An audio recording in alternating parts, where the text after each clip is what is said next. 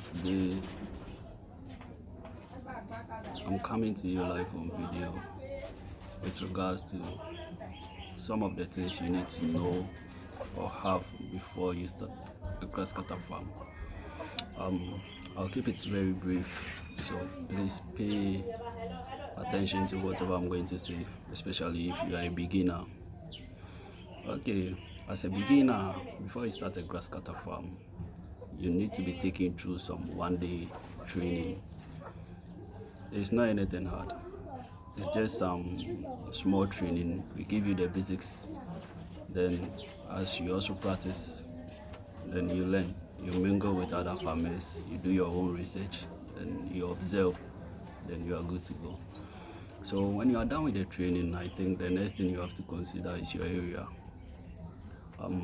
You can't just wake up and set up a grass cutter farm anywhere. No, it doesn't work like that.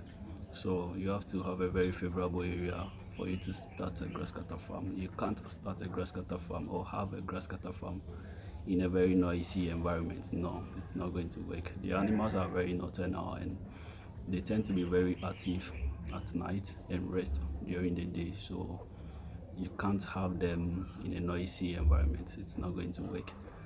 So after you check your area, the next thing that you have to check is a source of food. Where you live, are there grasses? I mean, can you source food for the animals at a very cheaper price? One of the things that makes grass cutter farming very creative is the fact that in terms of feeding, like, our input is kind of a little bit down. Like the amount we put in terms of feeding is very down, because what they take, they are grasses there, we source them around. So make sure before you start, you live in an area where you can get these grasses for them. So when you are done with your area, then I think the next thing you have to consider is housing. You know, grass cutters, we keep them in cages.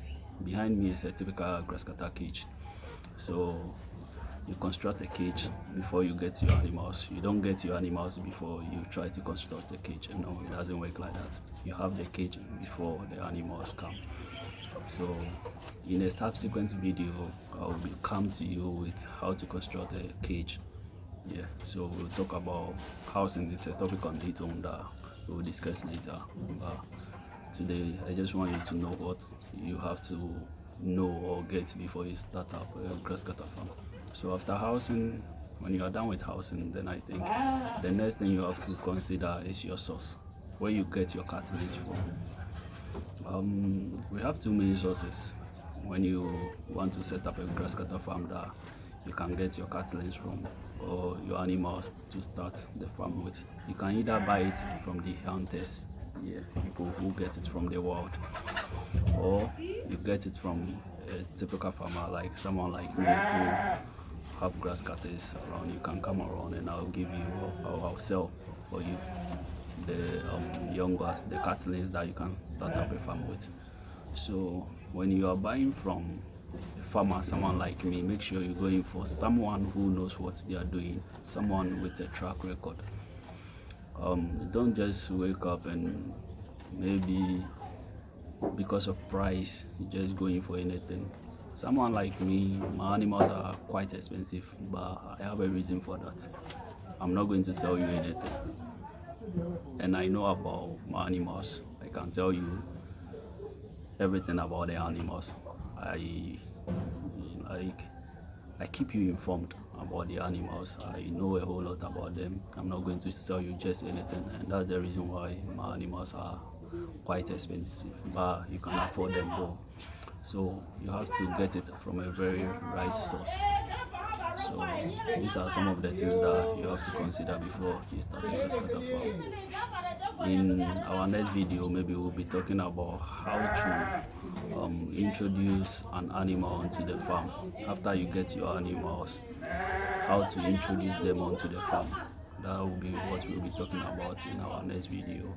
So please, this is what we have for you today. Make sure you comment, and you like them as well, you share for others to see. Please, I want to use this opportunity to thank each and every one of you for being part of the family. We wouldn't have been here had it not been because of you. We thank you very much for your support and everything. Thank you so much. I'm not going to mention names, but once you are a follower or once you chance on this video and watch, like you are part of it, I say a very big thank you to you.